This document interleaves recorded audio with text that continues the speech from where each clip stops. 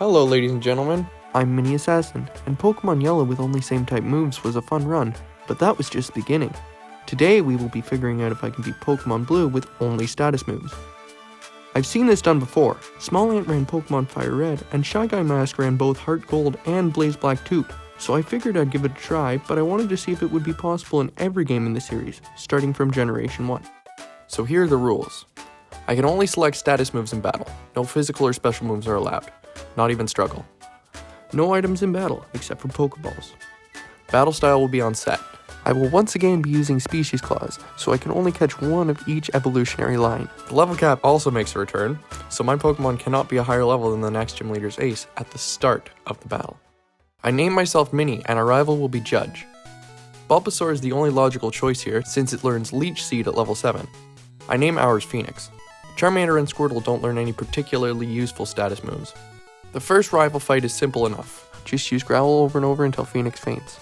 It takes a while since Charmander eventually starts only doing 1 damage, but eventually Judge gets a crit, bypassing Growl, taking us down.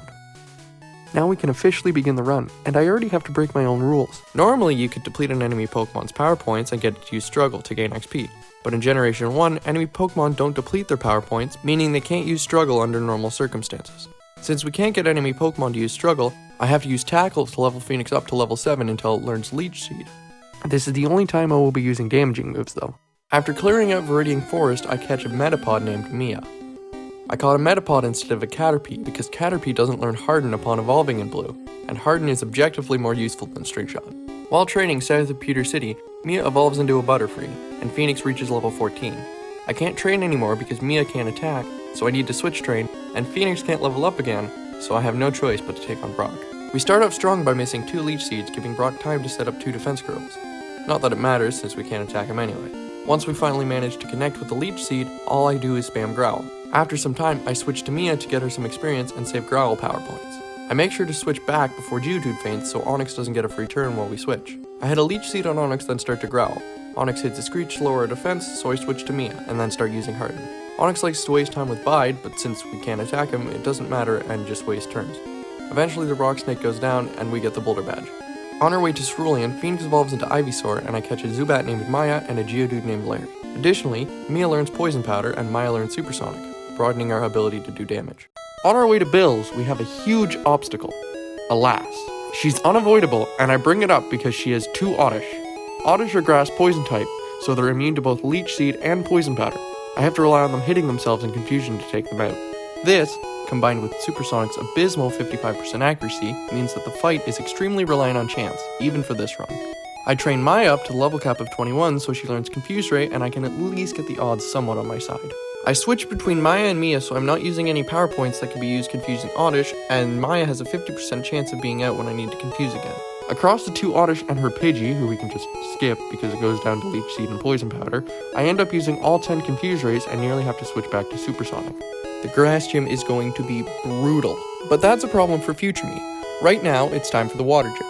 I lead with Phoenix to immediately get a Leech Seed on Staryu, then switch to Mia and use Poison Powder. I switch to Maya and get off a Confuse Ray, but take 2 strong water guns.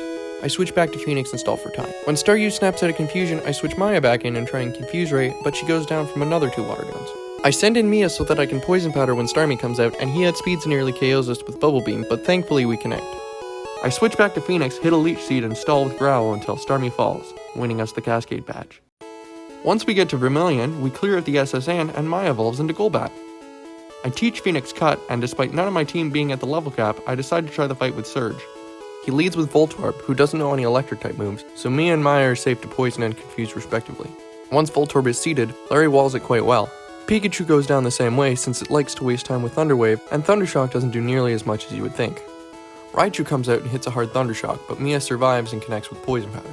I switch to Maya, which ends up being a mistake since she can't outspeed and gets hit hard, so I switch to Phoenix for Leech Seed, then Larry walls Raichu for the rest of the fight, winning us the Thunder Badge. While on our way to Celadon, Larry evolves into Graveler. I clear out the rock at Game Corner and challenge Giovanni. He leads with Onix, and I poison it, then Leech Seed it. I switch to Larry to wall it until it uses Rage, which locks the user into Rage until it faints. I switch to Maya and confuse it, then waste turns with Whirlwind, which I taught her from a TM. Rhyhorn comes out and I misclick and use Supersonic, which misses, so I use Confuse Ray on the next turn.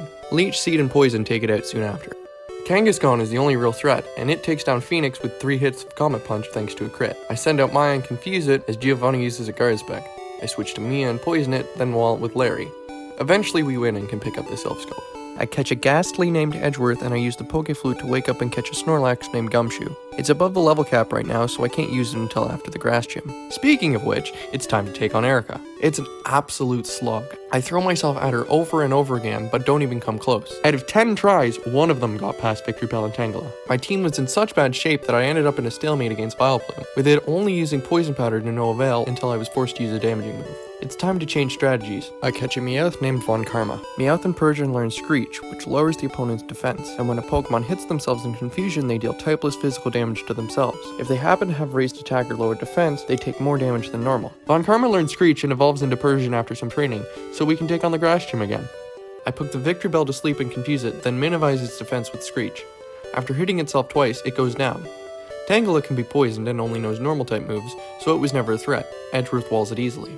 I use the same strategy on Vileplume as I did on Victory Bell, and the Rainbow Badge is ours. This is when the game really opens up to us. Phoenix evolves into Venusaur, then I head to Fuchsia and catch an Execute named Pearl and challenge Koga. His first coughing isn't really a threat and goes down from Leech Seed stalling. And then Muck comes out and it nearly takes out Phoenix with a critical sludge, so I switch to Gumshoe, who walls it pretty well and can heal any poisoning with Rest. I continue stalling until it goes down, along with his second coughing. Weezing can't do much either, other than explode, which it does, but Gumshoe takes it like a champ. With that, the Soul Badge is ours. I teach Toxic to Gumshoe and we can head back to Saffron. After beating Judge, I talk to a Sylph employee and he gives us a Lapras that I named Misty. She'll be useful since she can learn Surf and Strength, 2 moves I would otherwise have to teach to Gumshoe, and I like his moveset the way it is. Giovanni is, once again, an easy win.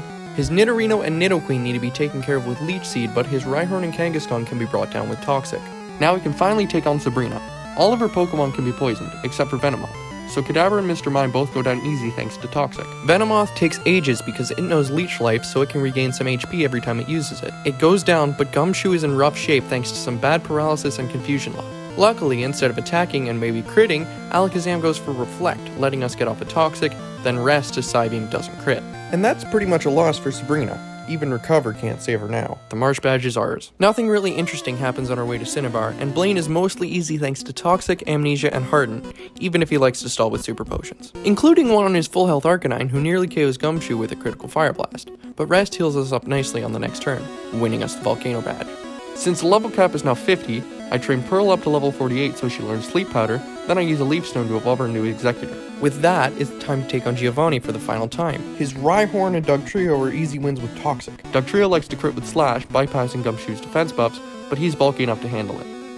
I switch to Pearl for Nidoqueen and Nidoking, and put them to sleep while Leech Seed slowly chips them down. Once Rhydon comes out, I put it to sleep and seed it, then switch to Gumshoe and Toxic. In Generation 1, Toxic and Leech Seed run off of the same counter, so if a Pokemon is affected by both, they both multiply damage every turn. Rhydon goes down after only 3 turns instead of the usual 6, winning us the Earth Badge. Once we get through Victory Road, I get everyone to the level cap of 62, matching Lance's Dragonite. Lorelei is up and her Dugong knows Rest, which heals poison, so I use Confuse Ray and Screech until I get lucky and it knocks itself out. Then the rest of her team goes down to Toxic. Bruno's team goes down to Toxic, but I miss and run out of power points on Machamp and have to use Leech Seed. Agatha seems like she was designed to hard counter this kind of strategy. All of her Pokemon are poison type, so they can't be poisoned, and she has a chance to switch out every turn. This might not seem like a big deal, but everything I have to deal damage, Leech Seed, Confuse Ray, and Screech, all wear off when switching. And unlike later games, moves like Mean Look and Block don't exist yet. All we can do is try. I lead Phoenix into her Gengar and immediately put it to sleep and seed it, then stall until she switches to Golbat. Golbat knows Haze, and if it's confused or has lowered stats, it's programmed to use it, removing either or both if it has it. I put it to sleep and seed it, and Agatha mostly plays nice, keeping it in until it gets a good way into the red. She sends out Gengar, and I use the same sleep and seed strategy with Pearl. Agatha tries to stall with Super Potions, and it somewhat works because I run out of Sleep Power to power points for Pearl. Gengar goes down, and I break through Confusion and seed Golbat as Agatha heals. I switch to Edgeworth and miss a Hypnosis before getting one through Confusion. Agatha heals again, but I just keep switching my team around in order to save on power points until Golbat finally faints. I put Haunter to sleep, then confuse it and lower its defense, but Agatha switches before Haunter can hit itself. Arbok hits itself twice right off the bat, and I put it to sleep and seed it. I try lowering its defense, but Agatha wisens up and switches back to Haunter. Then back to Arbok, and back to Haunter again. That's the problem with having a flat chance to switch every turn. Sometimes you get nonsense back-to-back switches. Anyways, Haunter eventually falls and Arbok comes out. Then she immediately switches to Gengar while I switch to Edgework. I get lucky and put it to sleep, confuse it, and minimize its defense. After waking up, it hits itself twice and goes down. Her last is Arbok, asleep and at half HP. So I seat it and wait. It goes down without any shenanigans. Much like Bruno, Lance's team all go down to Toxic. I don't run out and have to use Leech Seed this time either. It's finally time to face the champion. I haven't covered any of her battles with him past the first since they weren't very interesting. But this is our final battle, so it's gotta be epic, right? I send in Gumshoe and use Toxic 6 times and wait for each of his Pokemon to faint. Well, that was pretty anticlimactic. I promise things will get more interesting in future challenges though. Next up is Pokemon Crystal with only status moves, which means we get held items to play with, along with both Steel and Dark types. Don't forget to like the video and subscribe for more. You know, if you want to.